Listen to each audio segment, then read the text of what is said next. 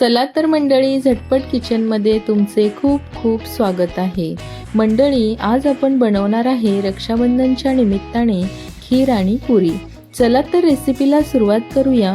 पण मंडळी, त्याआधी ना, जर तुम्ही अजून आपल्या चॅनलला सबस्क्राईब केलं नसेल तर आपल्या झटपट किचनला पटकन सबस्क्राईब करा आणि बेल आयकनला सुद्धा क्लिक करा. चला तर रेसिपीला सुरुवात करूया. एक बाउल दूध घेतलं आहे.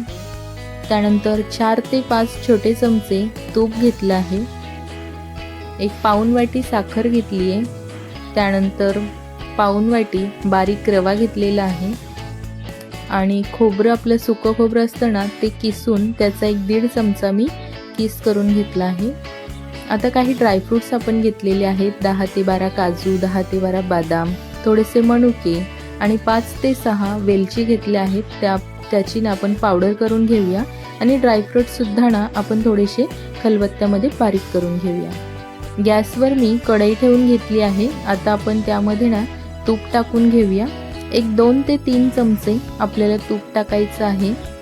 आणि या तुपामध्ये ना तूप छान थोडंसं गरम झालं ना की आता आपण यामध्ये ड्रायफ्रूट्स आहेत ना आपण घेतलेले, हे बघा ड्रायफ्रूट्स मी ना छान असे खलबत्त्यामध्ये ओबडधोबड असे कुटून घेतले आहेत. आता आपण चांगला सोनेरी रंग येईपर्यंत ना याला परतून घेऊया. ड्रायफ्रूट्स ना आपण खीरमध्ये असे सुद्धा टाकू शकतो न फ्राय करता. पण जेव्हा आपण याला फ्राय करून टाकतो ना तुपामध्ये, तर तेव्हा याची चव ना दुप्पट होते आणि खीरसुद्धा खूप खमंग लागते. आणि हे ड्रायफ्रूट्स खाताना सुद्धा खूप छान लागतात. त्यामुळे ना कधीही त्यांना तुपामध्ये ना असं गोल्डन ब्राऊन कलर येईपर्यंत छान परतून घ्यायचे. मस्त आपले ड्रायफ्रूट्स फ्राय झालेले आहेत. आता आपण काढून घेऊया. ड्रायफ्रूट्स काढून घेतले आहेत आणि त्याच कढईमध्ये आता 2 चमचे आपण परत तूप टाकूया. आणि आता आपण यामध्ये ना रवा छान असा भाजून घेऊया. रवा सुद्धा ना आपल्याला छान असा गोल्डन ब्राऊन होईपर्यंत ना खमंग असा परतून घ्यायचा आहे. आपण अजून तूप टाकूया थोडंसं.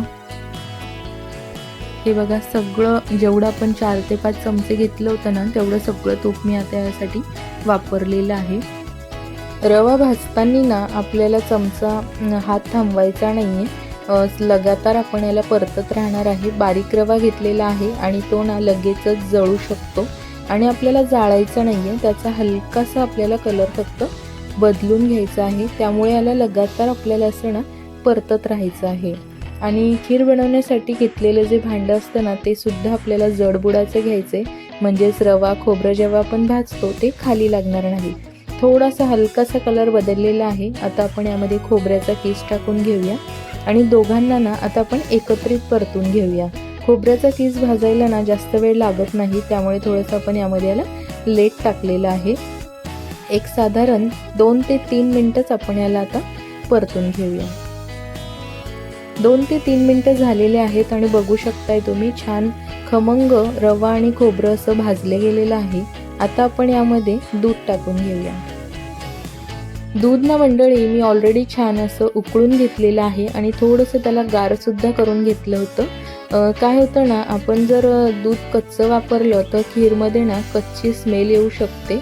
आणि ऑलरेडी आपण सगळं साहित्य तुपामध्ये परतून घेतलेलं आहे आणि त्यामध्ये जर आपण कच्चं दूध घातलं तर ते कच्ची स्मेल देऊ शकतं, कच्चा वास येऊ शकतो दुधाचा. त्यामुळे ना गरम करून टाका दूध थोडंसं. आता आपण यामध्ये ना 1 वाटी पाणी घालूया. पाणी जास्त वापरायचं नाही आहे, थोडंसंच 1 छोटी वाटी पाणी मी घातलेलं आहे यामध्ये. आता आपण 5 ते 6 वेलची घेतल्या होत्या, त्याची मी पावडर करून घेतली आहे.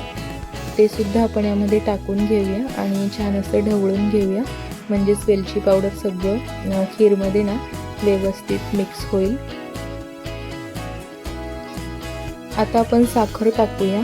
साखर ना तुम्ही तुमच्या आवडीप्रमाणे, तुम्ही किती गोड खाता त्यावर डिपेंड करतं. मी थोडीशी कमीच गोड केलेली आहे. तुम्ही तुमच्या आवडीप्रमाणे साखरसुद्धा यामध्ये घालू शकता. आता आपण तयार करून घेतलेले ड्रायफ्रूट्स टाकूया. छान आपण तळून घेतले होते खमंग ड्रायफ्रूट्स. कलर बघा किती अप्रतिम दिसतो आहे आपल्या खीरचा. ड्रायफ्रूट्ससुद्धा छान खीरमध्ये मिक्स करून घेऊया आणि आता आपल्याला ना खीर छान उकळून घ्यायची आहे. थोडीशी पातळ दिसते आता तुम्हाला, पण बनल्यानंतर ना ती उकळी निघाली ना त्याची की छान अशी घट्ट होईल आपली खीर. हे बघा, हळूहळू आपल्या खिरीला ना उकळी येत चाललेली आहे.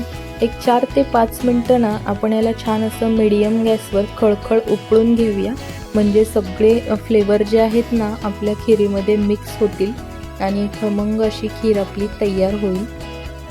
4 ते 5 मिनटं झाले आहेत. बघू शकताय तुम्ही खीर घट्ट झालेली आहे छान. ड्रायफ्रूटसुद्धा बघा किती छान दिसत आहेत आपल्या खीरमध्ये. रव्याची खीर आपली रेडी झाली आहे. आता आपण खीरसोबत खाण्यासाठी पुरी तळून घेऊया. तेलामध्ये मी पुरी टाकून घेतली आहे. बघू शकताय तुम्ही किती टम्म अशी आपली पुरी फुगलेली आहे. पलटी मारून घेऊया आणि दोन्ही साईडनं सुद्धा आपल्याला ना अशीच छान तेलामध्ये पुरी तळून घ्यायची आहे. छान असा गोल्डन ब्राऊन पुरीचा कलर झाला पाहिजे, म्हणजेच ना ती खाण्यासाठी खूप अशी रुचकर लागते. अशाच पद्धतीने आपण सगळ्या पुऱ्या आता ना तळून घेऊया. खीर आणि पुरी आपली तयार झालेली आहे. आता आपण सर्व करून घेऊया. बघू शकता मंडळी तुम्ही, अजून आपली ना खीर अजून छान घट्ट झालेली आहे, खूप छान फ्लेवरफुल सुद्धा झालेली आहे. खीर आणि पुरीची रेसिपी तुम्हाला कशी वाटली मला कमेंटमध्ये नक्की सांगा. व्हिडिओ आवडला असेल तर व्हिडिओला लाईक करा. तुम्हाला आवडला असेल तर जास्तीत जास्त शेअरसुद्धा करा. बघू शकताय तुम्ही खीरमध्ये ड्रायफ्रूटसुद्धा आपले किती छान दिसत आहेत. चला तर भेटूया अशाच पुढच्या व्हिडिओसोबत.